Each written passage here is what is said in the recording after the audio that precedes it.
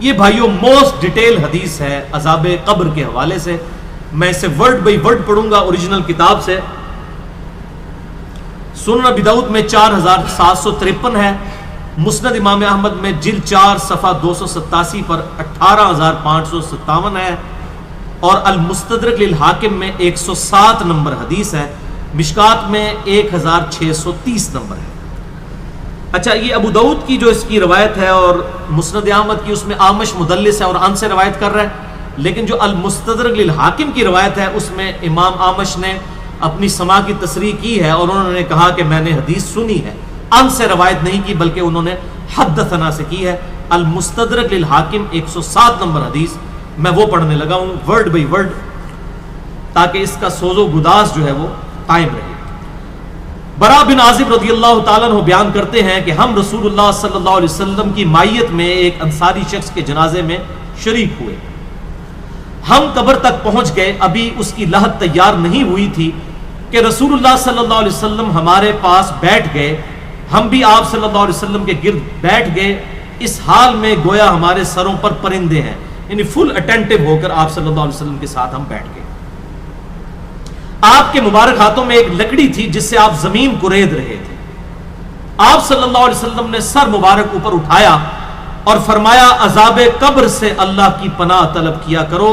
آپ نے 3 بار یہ بات ارشاد فرمائی.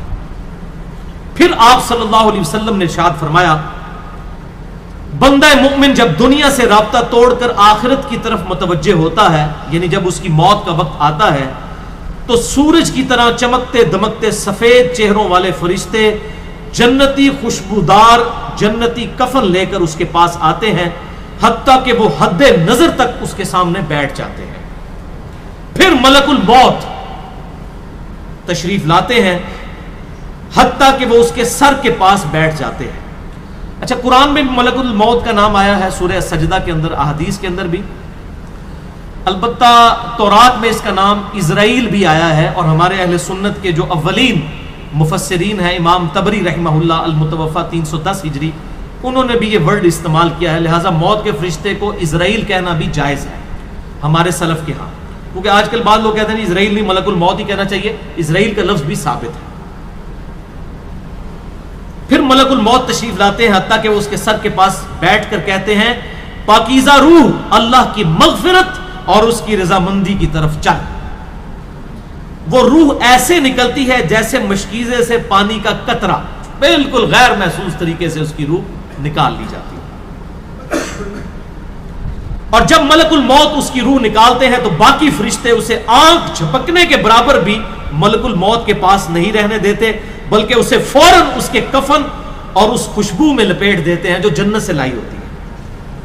پھر اس کی روح کو لے کر بلند ہوتے ہیں, اور فرشتوں کی جس جماعت کے پاس سے وہ گزرتے ہیں تو فرشتے پوچھتے ہیں کہ یہ کیسی خوشبو ہے, تو وہ اس کے دنیا کے ناموں میں سے بہترین نام لے کر بتاتے ہیں کہ یہ فلاں بن فلاں کی روح ہے, حتیٰ کہ وہ اسے آسمان دنیا تک لے پہنچتے ہیں اور اس کے لیے دروازے کھولنے کی اجازت طلب کرتے ہیں.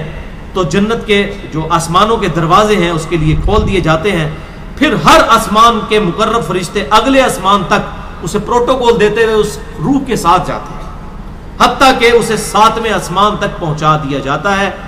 تو اللہ تعالیٰ فرماتا ہے, میرے بندے کا نامہ اعمال علیین میں لکھ دو, جو سورۃ المطففین میں آیا ہے. علیین اور سجین یہ 2 مقامات ہیں. ایمان والوں کی روحیں جو ہیں علیین میں ان کا نامہ اعمال لکھا جاتا ہے, اور جو منافقین ہیں مجرم ہیں سجین میں لکھا جاتا ہے. سورۃ المطففین سورت نمبر 83 ہے, پارہ نمبر 30 کے اندر. اور اسے واپس دنیا کی طرف لے جاؤ, کیونکہ میں نے انہیں اسی دنیا سے پیدا کیا اور اسی میں انہیں لوٹاؤں گا, اور پھر دوبارہ اسی سے نکالوں گا. پھر اس کی روح اس کے جسم کی طرف لوٹا دی جاتی ہے. لیکن یہ لوٹنا دنیا کا سا لوٹنا نہیں ہوگا, یعنی وہ لوٹنے کے بعد یہ نہیں ہے کہ مردہ قبر میں کوئی بیٹھ جائے گا ہمیں نظر آئے گا. یہ سب کچھ برزخی معاملات ہوں گے جو میں نے پچھلی دفعہ ڈسکس کیے تھے سورہ فاطر کی آیت نمبر 42 کے تحت, کہ نیند کی حالت میں بھی انسان کی روح قبض ہوتی ہے, لیکن اس کو چٹکی کاٹے تو وہ جاگ اٹھتا ہے. روح کا تعلق بھی رہتا ہے اس حالت میں بالکل اس طریقے سے. یہ ایک ڈیفرنٹ لائف ہے, برزخی لائف.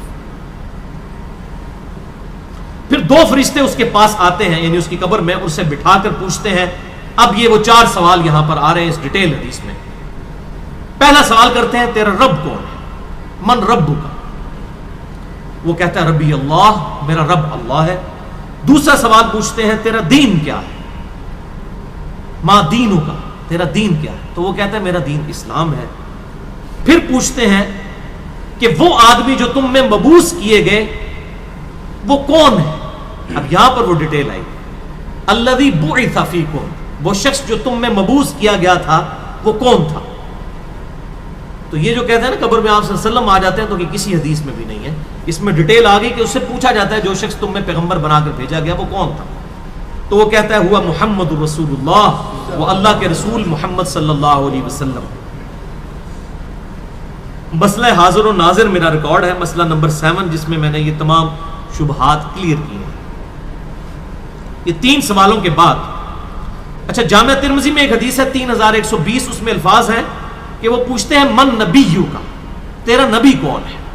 اس میں تو ہے نا کہ اس شخص کے بارے میں تیرا کیا عقیدہ ہے، اس میں من نبیو کا الفاظ ہیں. جامعہ ترمذی 3120. اچھا اللہ کا شکر ہے کہ یہ نہیں پوچھتے تیرا فرقہ کون سا ہے، تو کس امام کی تقلید کرتا تھا، کیڑی مسیدی تو نماز پڑھتا سا ہے. دیکھ لو کوئی چیز نہیں، تیرا رب کون ہے، تیرا دین اور نبی صلی اللہ علیہ وسلم. تو دنیا میں بھی ہم یہی کہتے ہیں اللہ رسول قرآن، یہی بات ہے. تو قبر کے اندر جا کر بھی یہی سوال ہوگا. اب وہ جب 3 سوالوں کے جواب دیتا ہے تو فرشتے 4تھا سوال اس سے پوچھتے ہیں، جو میں نے قبر کا 4تھا سوال، مسئلہ نمبر 78، تمہیں کیسے پتا چلا، ان 3 سوالوں کے جواب تمہیں کیسے آئے؟ وہ کہتا ہے میں نے اللہ کی کتاب پڑھی تھی، میں اس کتاب پر ایمان لایا اور میں نے اس کے حق ہونے کی تصدیق کی. اللہ کی کتاب پڑھی ہوگی تو تصدیق کرے گا نا.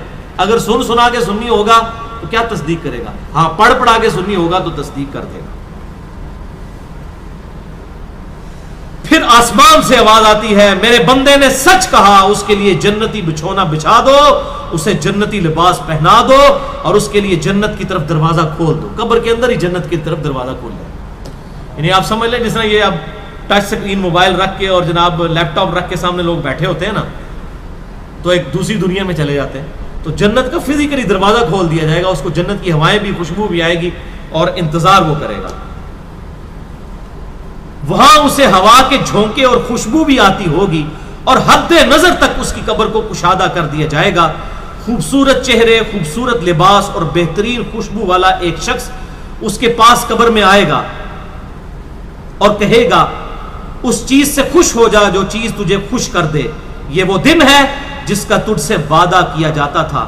وہ شخص پوچھے گا کہ اے شخص تو کون ہے، تیرا چہرہ بھلائی لانے والا چہرہ ہے. وہ جواب دے گا میں تیرا عمل صالح ہوں. یعنی نیک اعمال ایک خوبصورت انسان کی شکل میں اس کی قبر میں آ جائیں گے. تو پھر وہ